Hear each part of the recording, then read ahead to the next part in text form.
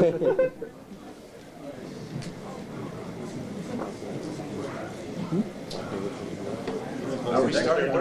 the guy who's doing all the announcing? Yeah, where is he? Who is that? It's like a disembodied voice. Hello, where is that guy? Who is he and why is he saying all those things about us?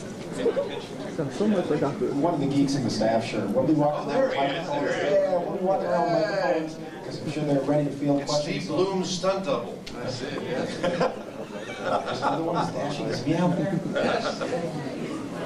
So without further ado, writers, editors, directors, let's hear for them. And then, fire away.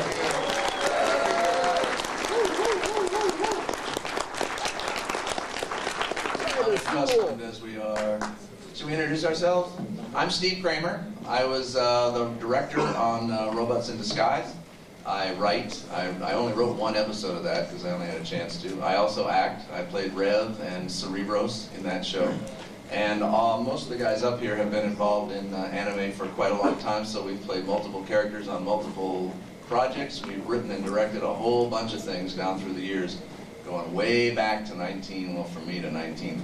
Robotech. That's right.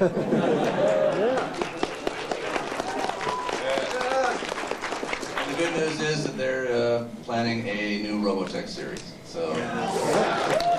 That's cool, you guys doing that. That's great. And this, to my right, is Richard Epcar. He hasn't done anything. Yeah, goodbye. I'm Richard Epcar. I also I did the voice of Armorhide on this show and wrote what, about a third of the series, something like that, and a ton of other voices, and wrote, like Steve said, wrote and directed a lot of shows through the years. And he was the voice of Ben Dixon on Robotech. Yeah, and Long and Grell, and a few other too numerous to mention. But thank you very much.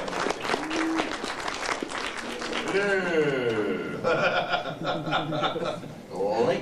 I'm Tom Wyner, and I was the head writer on Robots in Disguise. I wrote about 2/3 of the episodes. And I played the character of Grimlock. Ooh, yeah!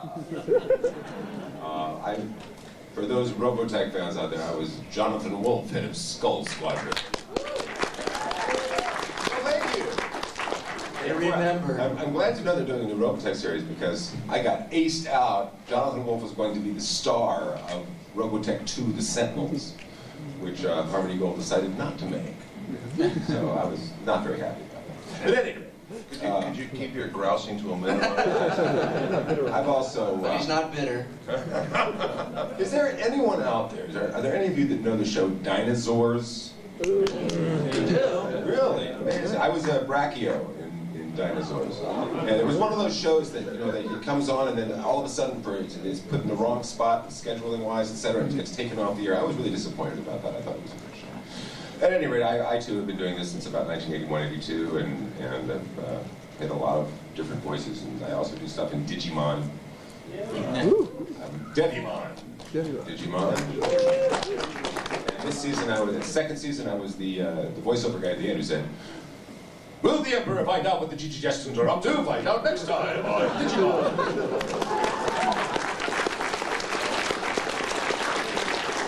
And this year my character got just shafted. He got blown away. Just go to our room, Tom, while you tell me your life story. What's Anyway. So you can imagine how I feel sitting next to one of these mega people. I'm Bob Forward. I was story editor and writer on Beast Wars.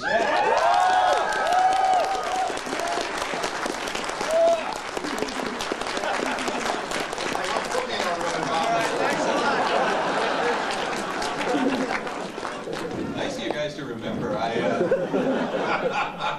wish I had lots of juicy tidbits I couldn't reveal. And was the director on Code of Hero. And was responsible for dragging Simon into writing animation. I'm sure he's worked out pretty well. Has he ever forgiven you? I'm Simon Furman, and it was back in, thank you, it was 1957. Thanks, Mom. My fans out there, thank you.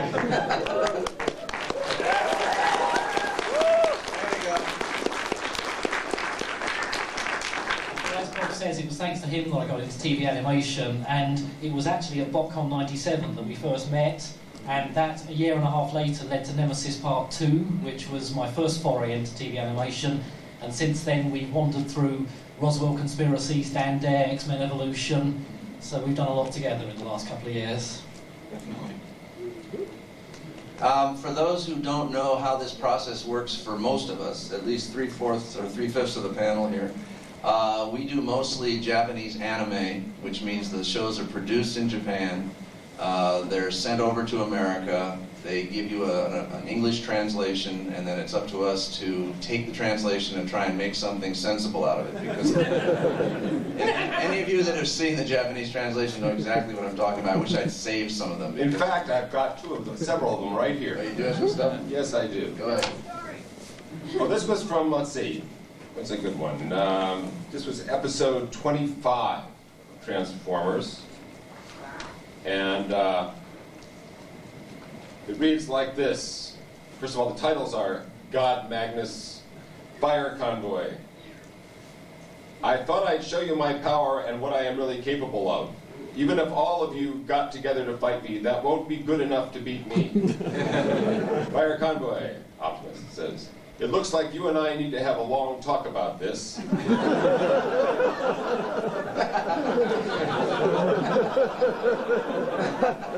As Cybertrons, let's team up and fight together. It will be great if you would join our team.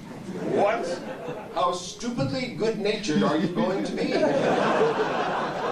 That sounds better than any dialogue you ever came up with.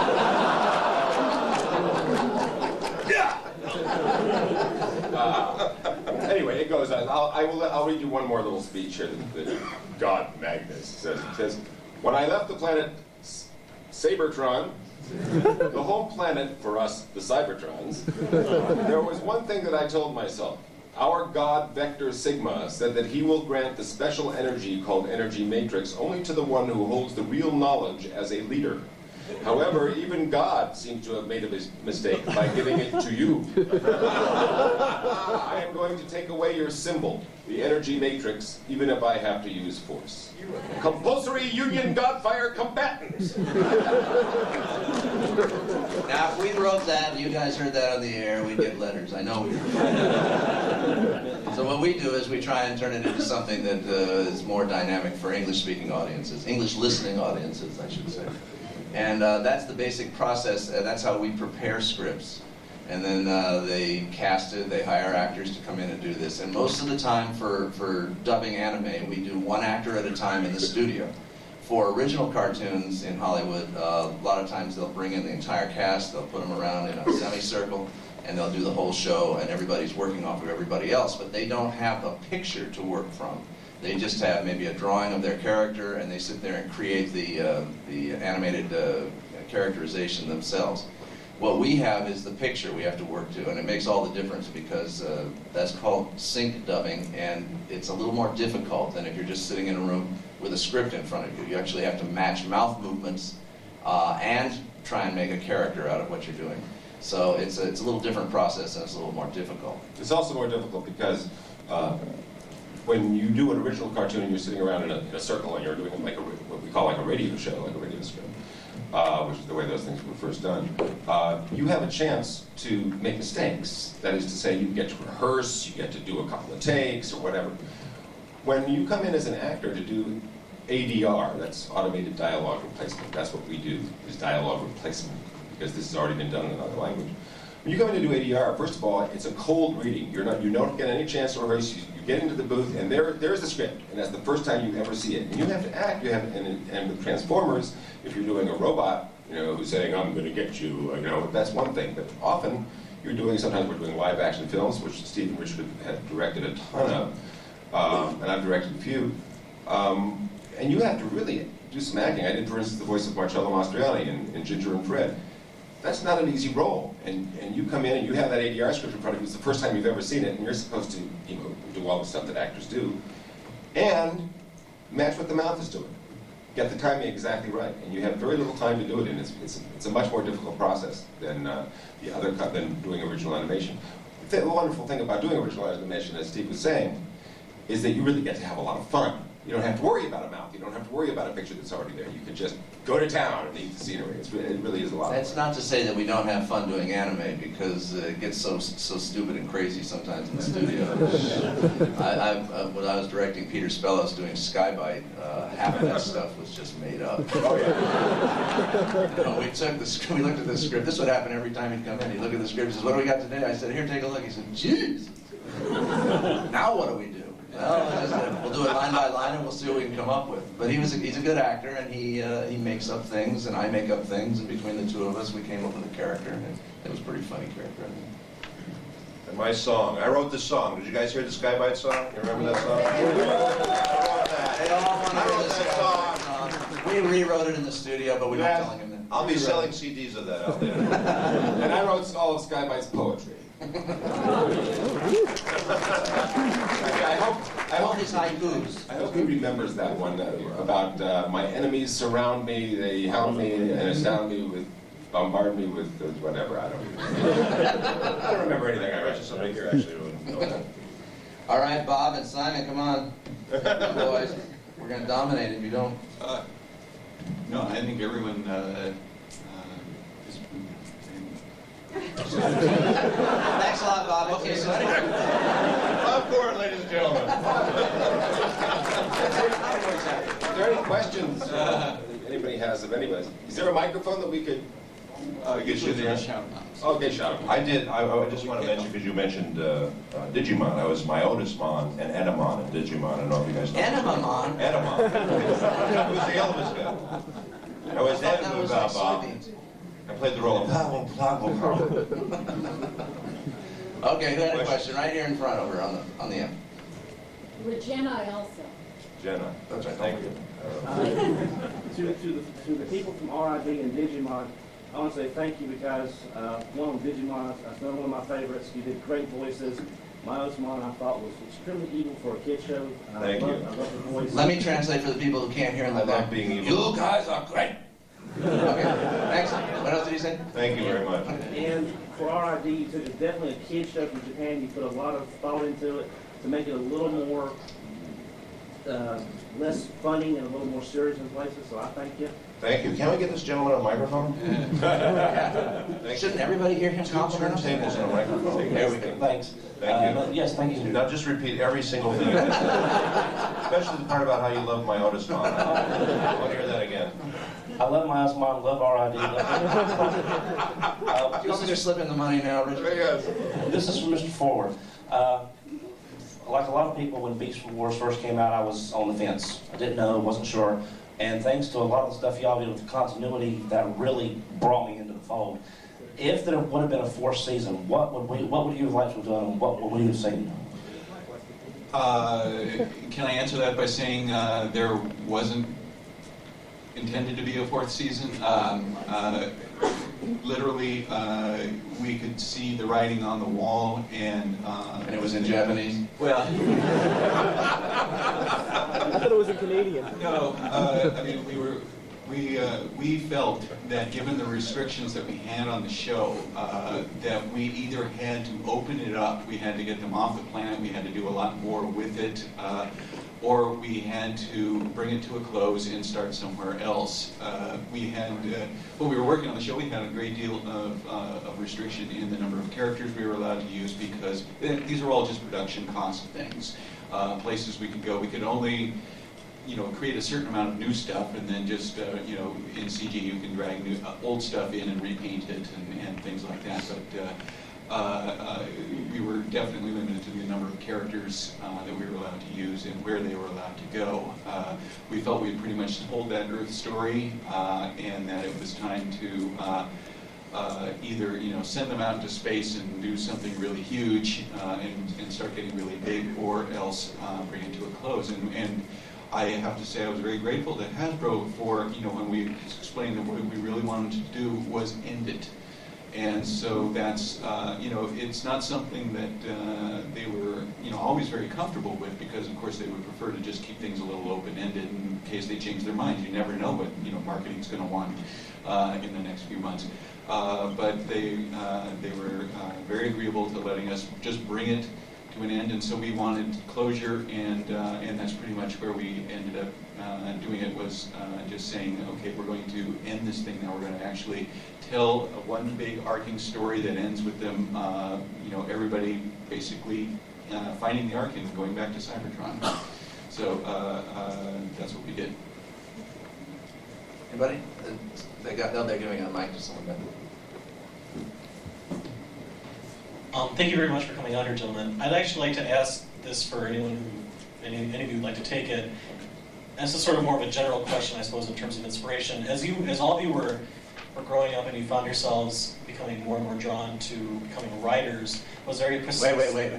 Growing up. Go back to that. Okay, I should say, as the process began, growing up began, was there a specific style of storytelling or specific, adventure that really sort of clicked it in for you, that's what you wanted to make part of your living doing?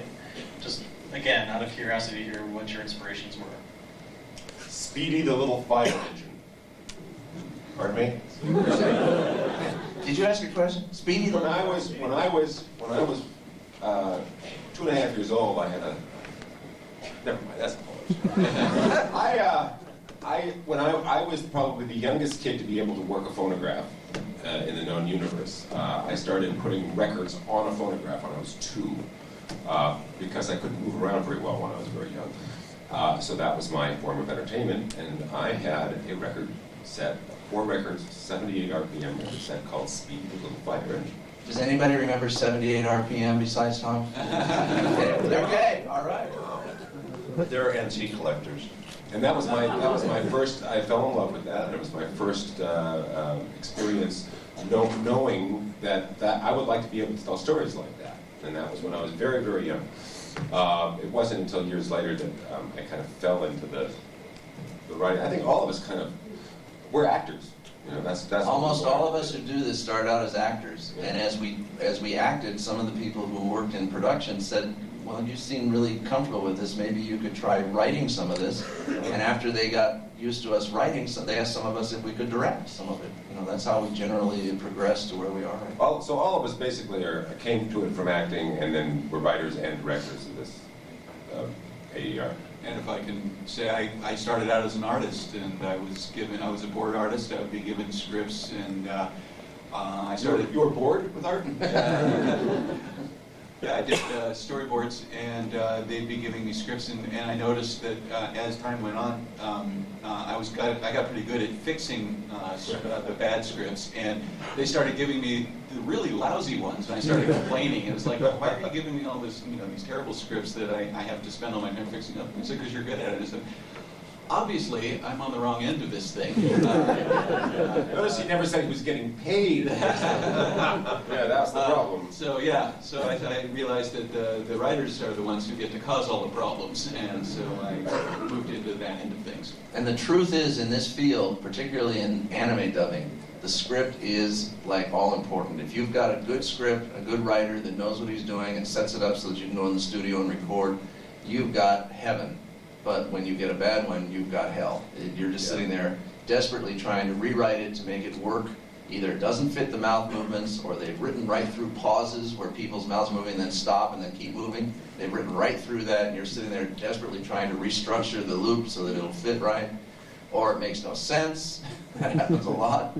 And you're rewriting like crazy, and then the producers are expecting you to turn out a certain number of loops per hour. They need to get their stuff done under budget. Loops are lines of dialogue. Loop is a line of dialogue. Right, that's right. And suddenly you're behind the ball on that, and struggling to try and get the show out and make sense of it. At least on our end. That's not for Bob and Simon so much, but for our end. Here's a quick aside, just a better little trivial thing here. They're called loops because, and when a movie is in production, and let's say you have in Rounders, in a poker movie, you have a picture of a big casino and Matt Damon and Edward Norton are playing cards at a table, and then you see a guy about 10 feet away picking up his cards and going, damn! But they didn't have a microphone on him, so someone has to go in later in post-production and loop that character. Has to put that sound in there because they didn't mic him on set. Well, when you do crowd sounds and stuff, it's called walla, and when you do bits and stuff, it's called looping. And the reason it's called, and when an actor goes in and does his own lines, has to re-record his own lines, it's also called looping. And the reason it's called looping is because originally, when they were using actual film and not videotape, they would make a physical loop of that piece of film. And they would just run it over and over and over again until the actor got it right. So it became known as looping. Later, with video film and digital stuff, with everything's on disc, you don't have actual loops of film, but it's still called looping, and that's why. And that's why we call each line of dialogue a loop. There'll be a quiz on this. We're so informative. And just to answer the question for myself, I guess the couple of influences that made me the writer I am were Stan Lee's fantastic dialogue. Stan Lee used to write this amazing, overblown dialogue. Really, he used to dig words out of the dictionary he knew would make people sort of mad because they didn't know what they were. And I loved that. I thought that was so cool. And he also managed to, as well as all the action, as well as all the overblown stuff, he used to put a real kind of heart into his writing. He used to care about the characters. So that was one influence. And the other for me was Judge Dredd. There was this, comic characters before Judge Dredd, especially in the UK, were kind of, sort of stiff upper lip, polite, sort of good guys. And then came Judge Dredd, who just used to blow people away. Yeah, we need more of that. And, so those two influences sort of meshed together with me, and which is why periodically I kill off a lot of Transformers.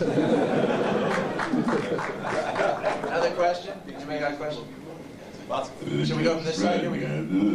Okay. This is for whoever can answer it, either Mr. Epcar or Mr. Kramer. Neil Kaplan said that in an episode he had to do voiceover of Megatron because he was out in France. So, do you know what episode that was? I can't tell you what episode it was because I was there when that was happening. Yeah, the guy that played Megatron got an invitation to go to the south of France and spend a week on a yacht. He had to choose between that and staying in the studio and recording. Excuse me?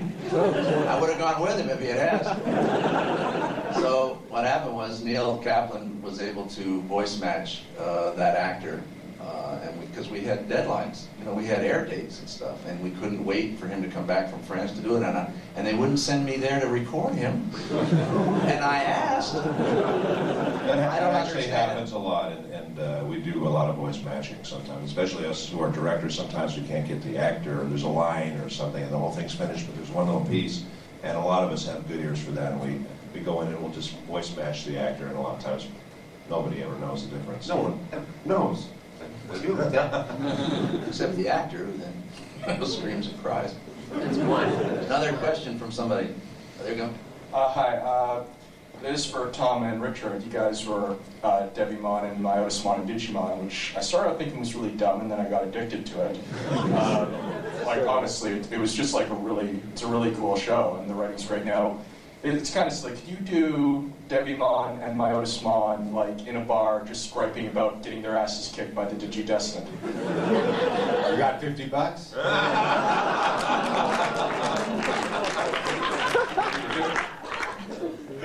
There's a word for you, Tom. Aberration. Actually, I thought Devimon was really a very, very small part. It's funny that everybody remembers him because he was just in only like episodes 7 through 11 and then a couple of flashbacks. But Richard's character, I thought, by the way, you did a fabulous job. Well, thank you very much. Thank you very much. Oh, no, really, please don't. Please, no, really, please, really.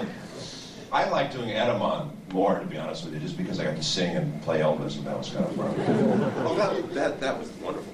Yeah, that was some great acting. Some of that was wonderful. Thank you, Tom. By the way, I gotta Check his say, email, Tom. none of us write for Digimon, but since I don't even know the name, of course they wouldn't hire me as a writer.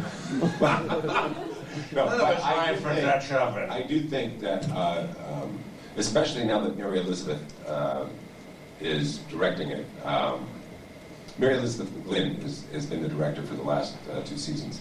And she is a wonderful director, and she's got some really great performances out of the actors. And the writing staff is incredible. I have to agree with you. I think Digimon is one of the best written shows on TV, or at least was. I haven't seen this season a lot, because I played that little part in Consermon, but I haven't kept track of it. But what I saw in season 3, it's pretty amazing, I thought. Yeah. I directed the first season of that, did you know? No, I can't. Source. No, I did not know that. I did not know that. Question in the back. Yes. Hi. Hi, this is mainly for Simon. I just like to say your work's great. I just got into it through the Titan reprints, and I love it. Is there any new information you can give us on the war within? Well, can we save that just for tomorrow if you're going to be around? It's just that we've got a designated Dreamwave panel, and we're going to be talking all about that stuff. All right. All right. Another question from the other side? There we go. The other side. The dark side? Good question from the dark side? Okay, I was just wondering about the Beast Wars and Beast Machines. I know that you kind of, tracked it down to a real good ending for Beast Wars, and then it was expanded into Beast Machines. Right. And I was wondering how you thought they handled that. Is that a loaded question? Is that what they call one of those red hot grounders? There's no good way to handle that without getting in trouble. No, honestly, Beast Machines, I know because by the time we were wrapping up Beast Wars, they were already discussing Beast Machines, and they were discussing the things that they would like to do with that. As a matter of fact, they even talked to me about it. But they had some very definite ideas in mind. This was before Bob Skir and Marty Eisenberg were brought on board. They definitely this was both Hasbro and Mainframe working together. It was, I believe, even ASAP Fifty's idea that they would go back to Cybertron and find it completely devastated, and that it would be really bizarre and mysterious. That was just this concept he had that he wanted to work with. They were also looking to make it more kid-friendly, simpler, and so they were looking for various ways of doing that, and I believe they ended up with Marv Wolfman writing up a treatment that they liked. By that time, Larry and I were both moving on to other things, and they brought in other story editors.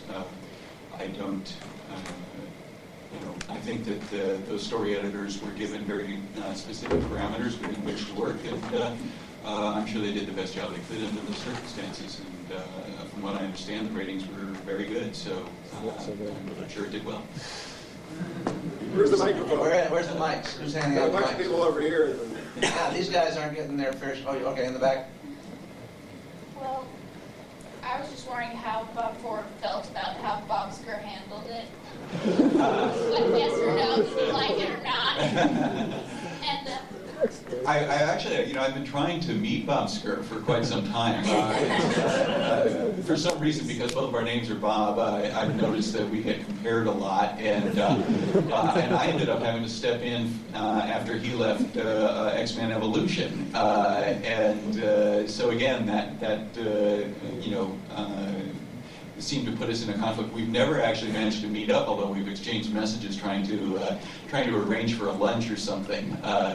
I'd like to meet him. I'd like to meet both he and Marty and just talk and find out how things really are as writers. All I can say is Beast Machines was what it was.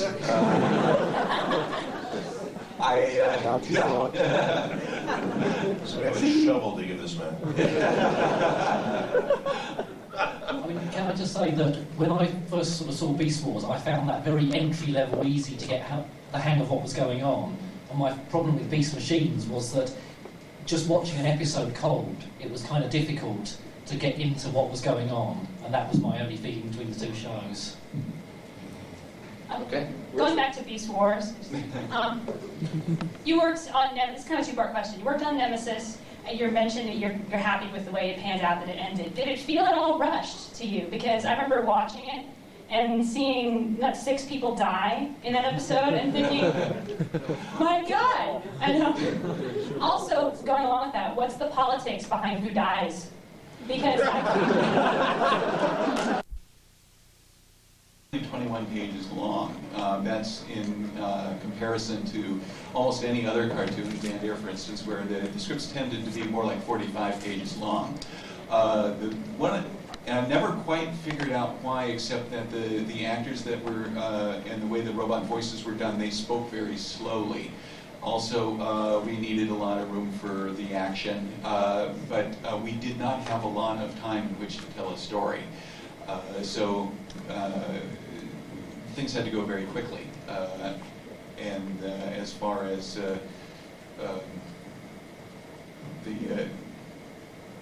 bringing them to a close, sending them back to Cybertron. Yeah, as far as the number of people die or who it is that dies, that actually tends to be more commands from marketing. We try and make it as after the mistake of Scorponok, for instance, and Pterosaur, we try to make them as interesting as possible when they do pass on.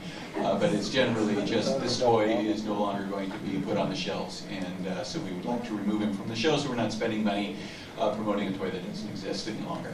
My first question to Bob was, who can I kill?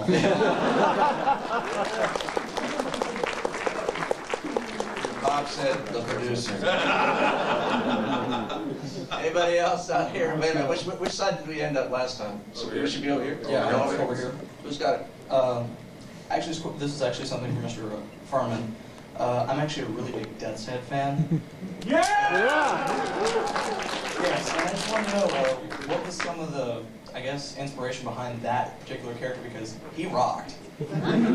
Well, I think it's those same dark influences I was talking about. I just wanted a character who existed, really, in a completely business-like way. So he wasn't interested in revenge, in greed, in anything like that. He just killed for money. His motivation was pure and simple, and he was just a fun character within those sort of narrow parameters, then just to take and put in funny situations. So he was my Judge Dredd, kind of. Over on the other side? Somebody? Who's got a mic over there? I was wondering if you could talk a little bit about the amount of time you spent on production. I remember. Hi. Sorry about that. No, we're all the way in the back. Okay, no, Where are you? I remember a few years ago, they had a couple of the writers on the original Transformers 1984 series come. They talked about how they had like 48 hours to write a script. And clearly, with Beast Wars, there was more than 48 hours. I was wondering, how that compared, how long you had to do 39 episodes of. You mean 48 hours in a row? That seemed to be what he said. Was that these scripts do take about 48 hours to write, but it's not all at once. No, we got a week. We got a week to write. Okay. It's very labor intensive. I mean, you're sitting in front of a computer and you're looking at each individual sentence or each individual sound or whatever, and so you're going back and forth with the video, and then you're putting it down on the computer, and it exhausts you. I can't do it for more than about 4 to 5 hours at a time, and then I just have to go do something else, or I'm just not going to write it very well. And he starts drooling. Yeah. Actually, that helps.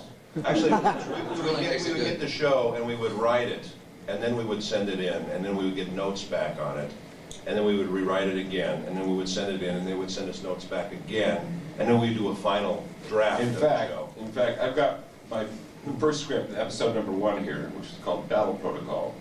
And it says that the first draft was written on the 7th of June, and the second draft, and a third draft, and the final draft was the 28th of June. Yeah.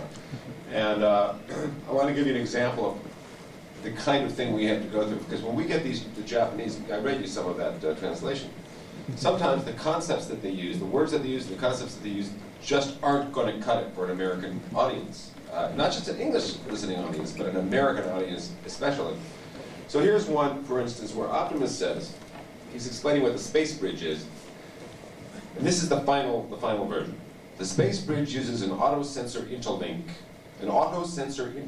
which opens the portals we need and closes the ones we've already passed through. It keeps track of our location anywhere on the planet.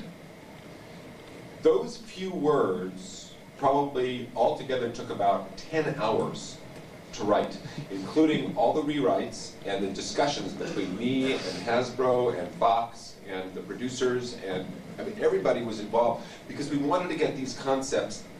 I mean, it doesn't seem like a lot of words. It's only about, 25 words, but it took hours and hours to get it just right and get the words and the description just right.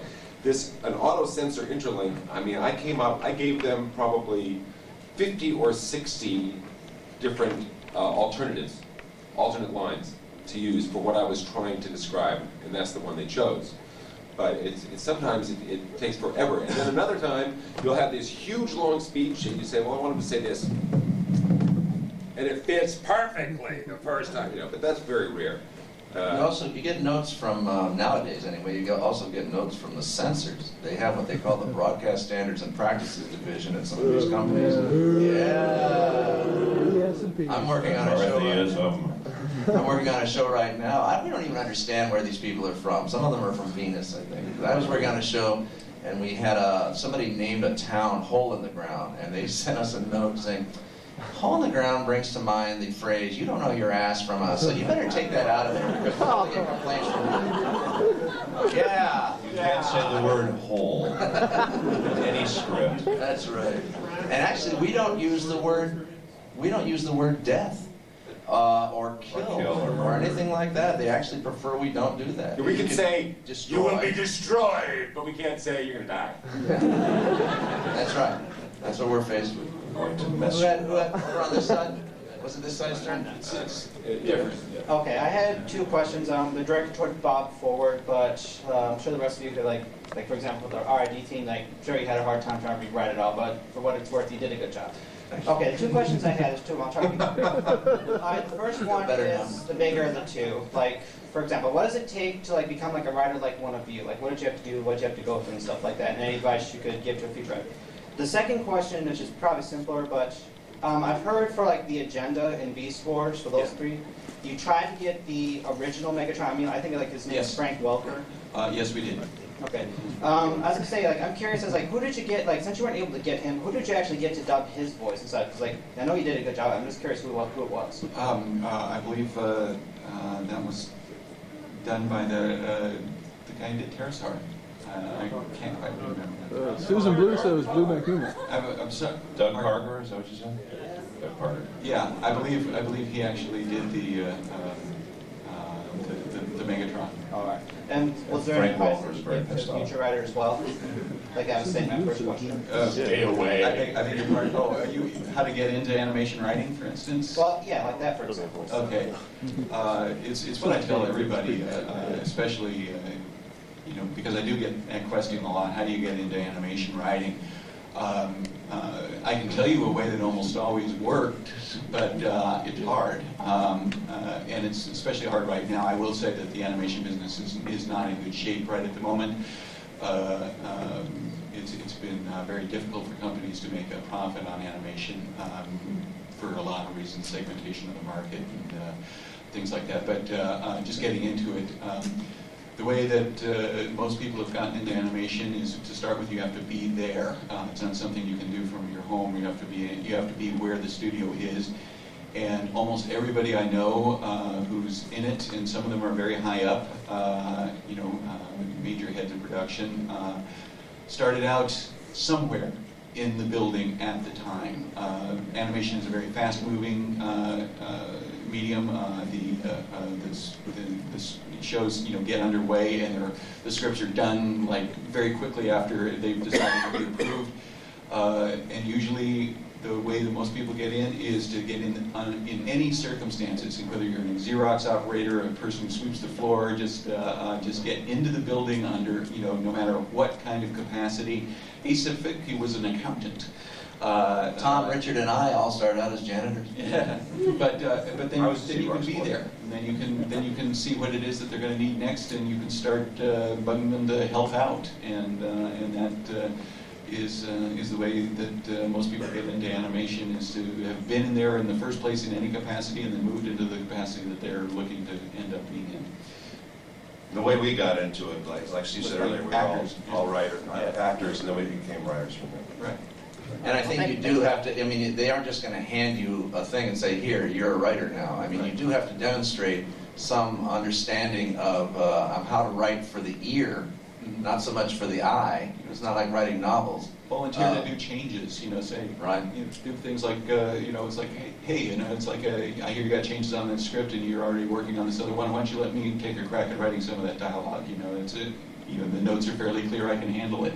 And they might say, you're the janitor, get out of here. Yeah, exactly.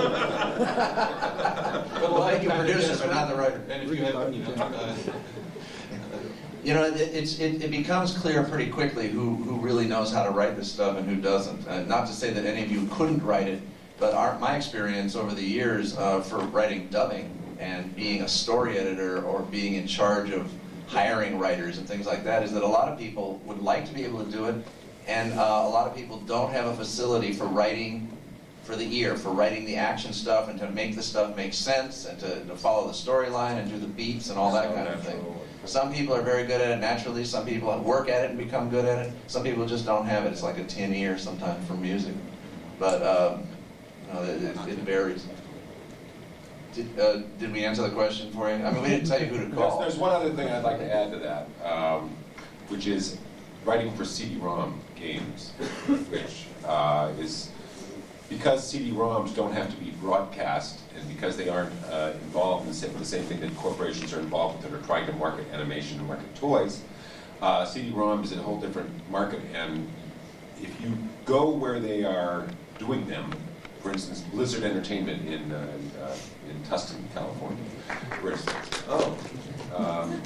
well, I think all of us did something on Warcraft 3, right? Yeah, I think so. Warcraft 3.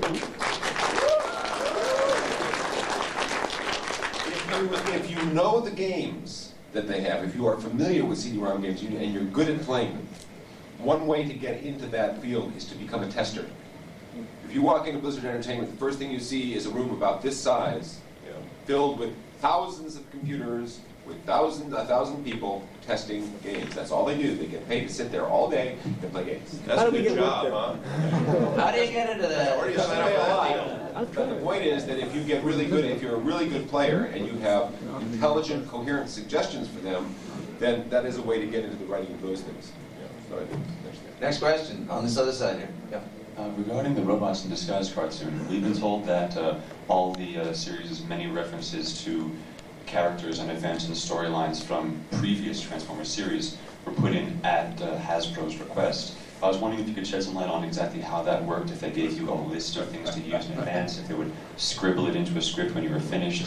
Did they ever throw you stuff that you had no idea what they were talking about? How did that work? All of it. Oh, talk about all of it. Does the expression whizzing in the wind mean anything? We didn't understand any of it. No. Not all of us watched the original Transformers series. You know, some of us were sort of got bypassed. It was some popular. of us. Well, did any of us watch it? I can't. I was head writer on the show, and I didn't know anything whatsoever about Transformers.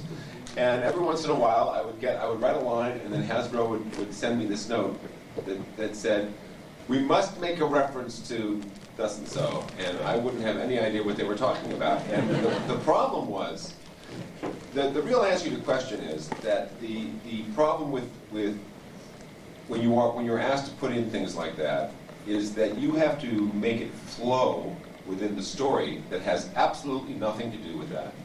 And often it was impossible. And sometimes I thought that though they were our bosses, so to speak, and sometimes we were forced to do what they wanted, then it was a detriment to the show at times. Because even though there are the rabid fans, they would know what we were talking about. A 5-year-old who's watching the show merely for entertainment and knows nothing about Transformers, it would just confuse them. Or even an 8-year-old, you know, they wouldn't know what that was about. They weren't even alive in 1985 when the show was first produced. So that was difficult at times. There were other times when the producers at Fox, namely the showrunner, Jamie Simone, would make a decision, an executive decision, so to speak, and say, you know, we know that Hasbro wants this, we're not going to give it to them. And there were lots of stuff that Hasbro wanted that we didn't give them because we felt it was just too out there. It just didn't fit. It would be too jarring to an audience to hear something, a reference to something they knew nothing about. So it was a compromise situation. Sometimes we put them in, sometimes we didn't. But yes, all of those references to the previous series were at Hasbro's request.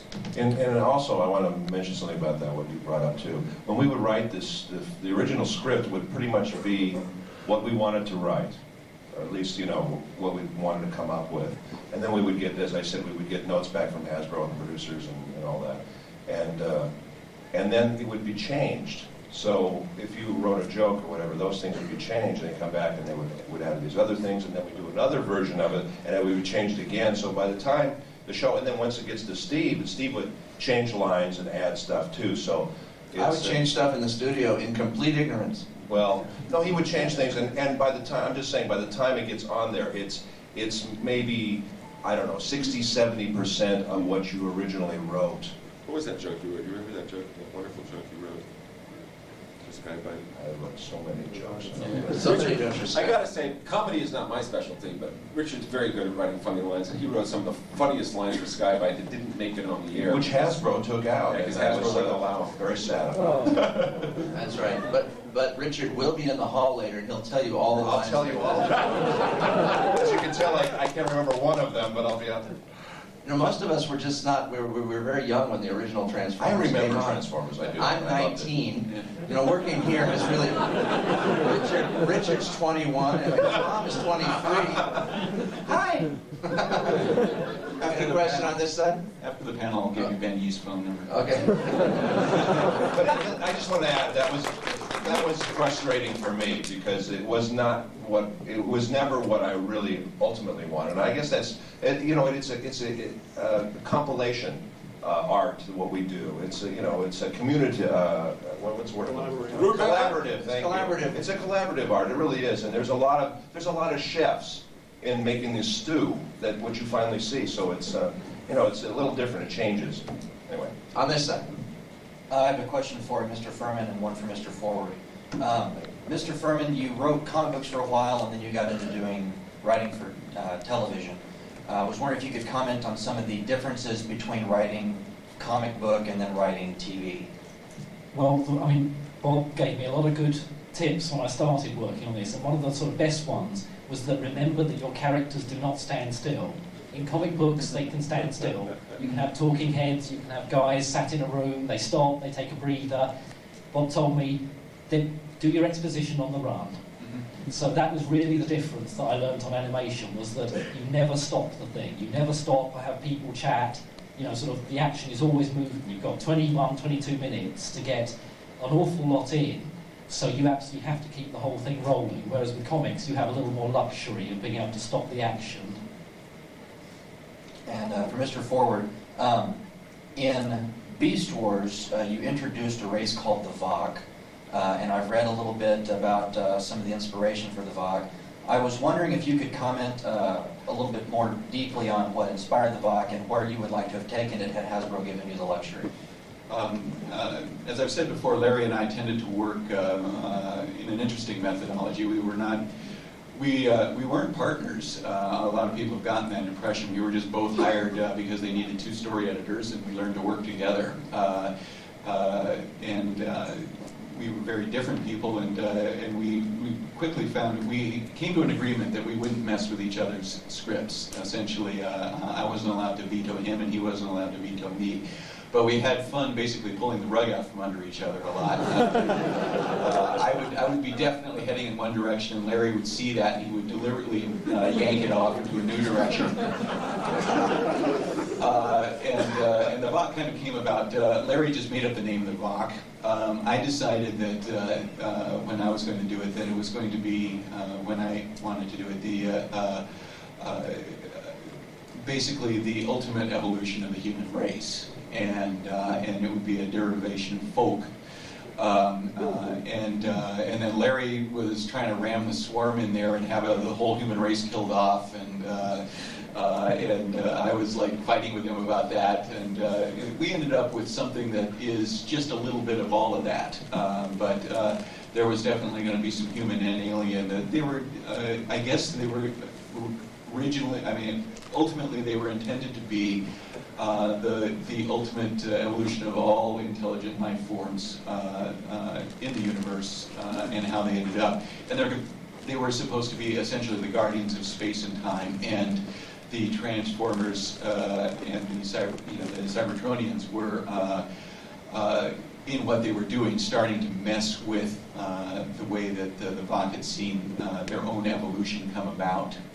So essentially this was sort of like they were starting to branch off the time, and the Vok were supposed to be trying to, they liked being the Vok so much they were trying to accelerate the evolution towards this greatness that was themselves, and the Beast Wars characters were starting to unintentionally cause variations in the flux of time. So, I hope that answers that because it was pretty damn big, but that was not the great intended. That's how we survive, being big. Anybody on this side? There was somebody over here? Who has the mic? Or on the back? Okay. This question is Hi, Ben. Hey. For Bob and Simon, same question. Between the writings that both of you have done, comic books, TV shows, and text stories, you've literally provided fans with volumes of back history, of which they based hundreds and hundreds of fan fiction stories on. How does it feel to know that you contributed to such a rich history? Well, I'm looking at a room full of people, and that's pretty damn cool. The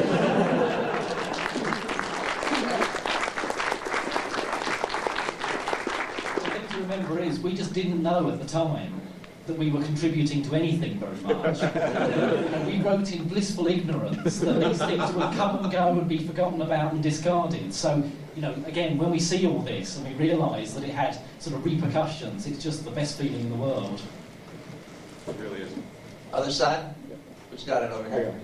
I know Tom's running out a bit. I got a couple questions. The first one's really for Bob, and the second, I guess, is for anybody. The rest of you guys. Anybody. My first question is about Beast Wars in particular, because I always thought that that was what really brought me back into the fold, because I used to watch Transformers as a kid, and I stopped for a while, and that really brought me back. I've always thought that with the way it looked, with the production values, with the voice acting, the writing, everything else, was there ever a possibility that maybe that show could have been made for more than just a child audience? Maybe put it on for a primetime audience for adults? Maybe.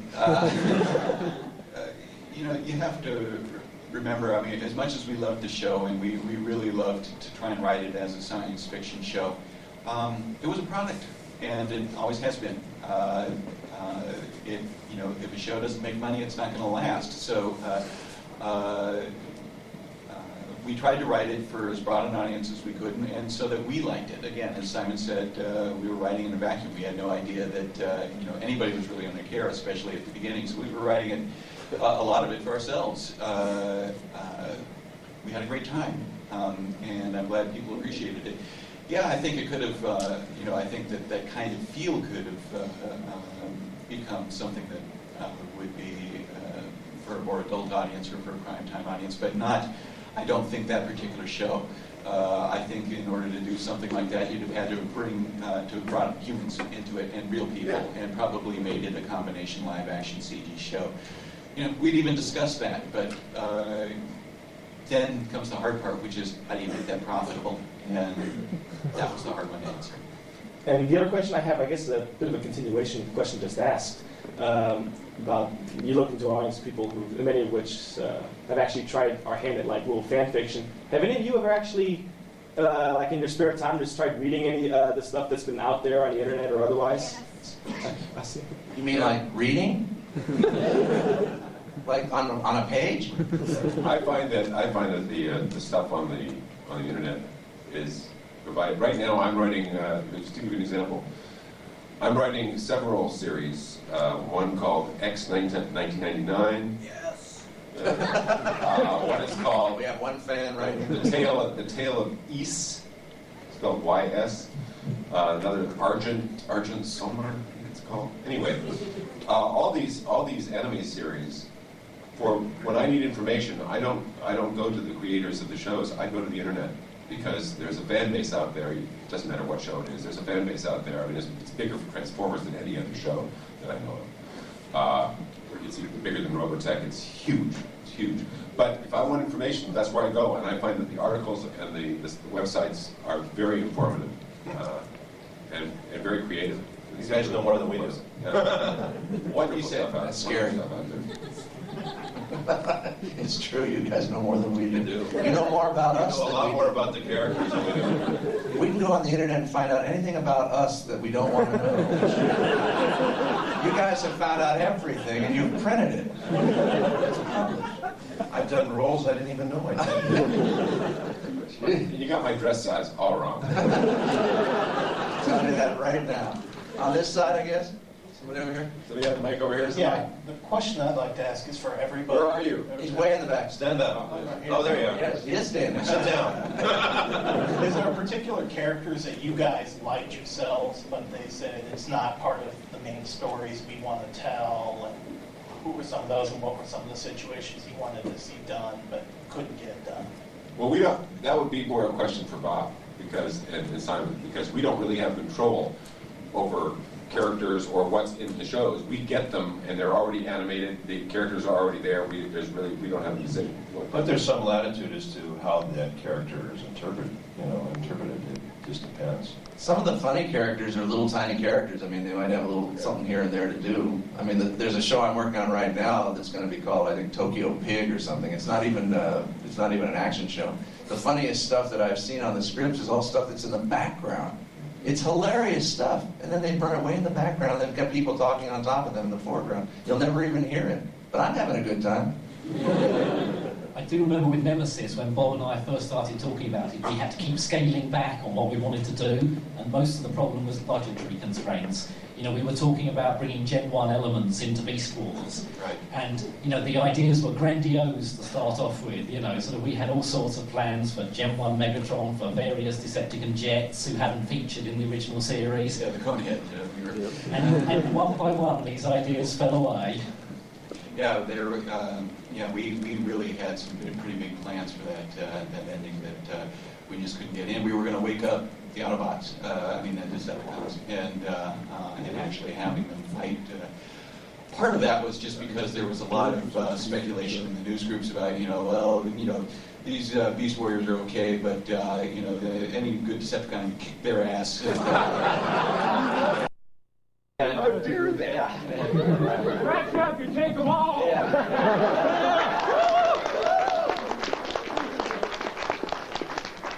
So I wanted authors to go one-on-one, but again, it was just a matter of budgetary reasons we couldn't do that. Is there anybody from Hasbro that's here today? Anybody who's in toy design even? Anything like that? There's a lot, but they hide them. I was, when we started doing Robots in Disguise, they brought in a bunch of toys for the actors. Everybody was able to get, or most people were able to get a copy of their own toy.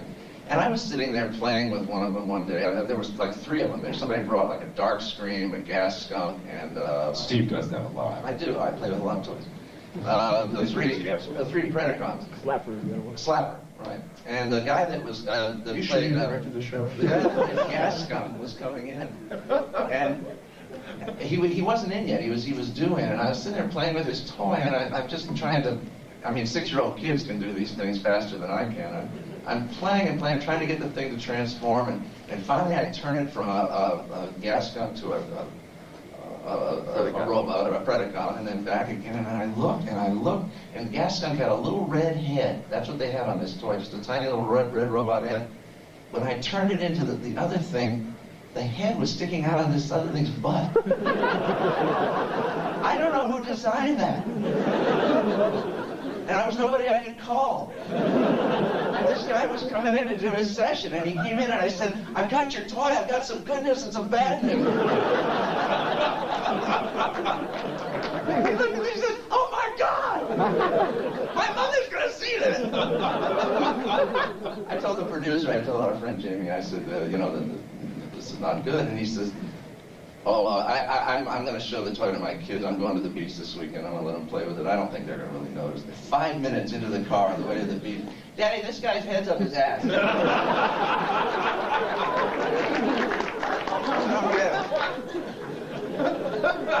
That's some design. More questions? Good afternoon, gentlemen. Thank you for coming. Hi.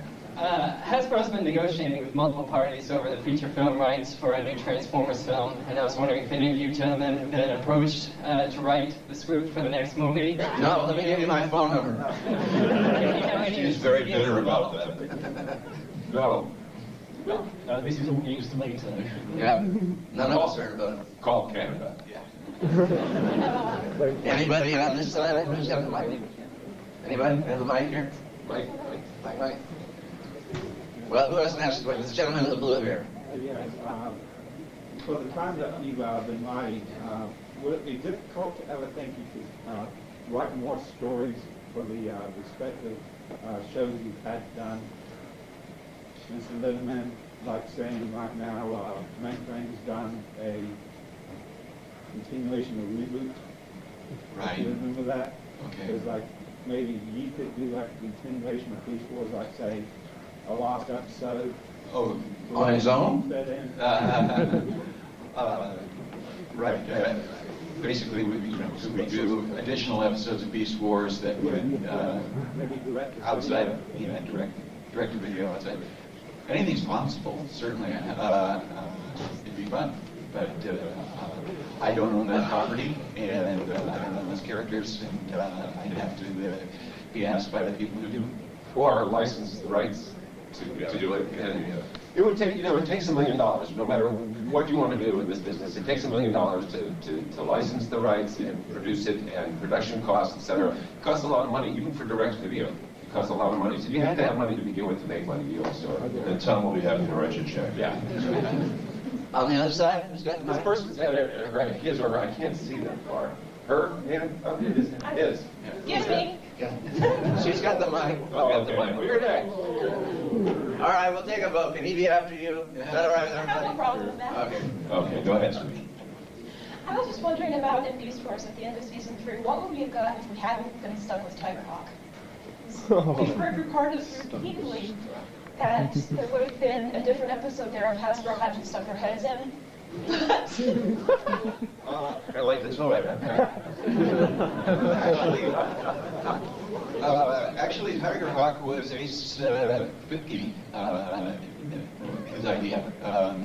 He wanted to, he didn't particularly like the Tigertron and Air Razor, sorry, Space on for a second, those two characters, and felt that we would be able to bring them to some sort of conclusion by bringing them back in the form of a Fusor. And since one of the reasons for the Tigerhawk character also is simply, again, cost, because those characters had already been modeled in CG, you can actually, grab the head and the wings off of this person and the feet off of this person and stick them all together and make a functional character out of them. And so Tigerhawk, and that also works like what I understand with toys. And so Tigerhawk was just economically feasible, and that was his big draw. Did I kill him? Yes, you did.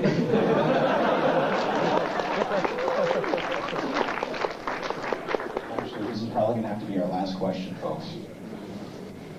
Oh, we'll be around. You're just going to catch us later. Sorry to end it with an off topic note, but this is for Bob Forward, and I was just wondering if you're working on a new He-Man series. No, there he is. Who's Larry? Larry Detilio? Yeah, the story editor. He's writing at least one of those episodes. I guess that's it. Thank you guys for coming. Thank you.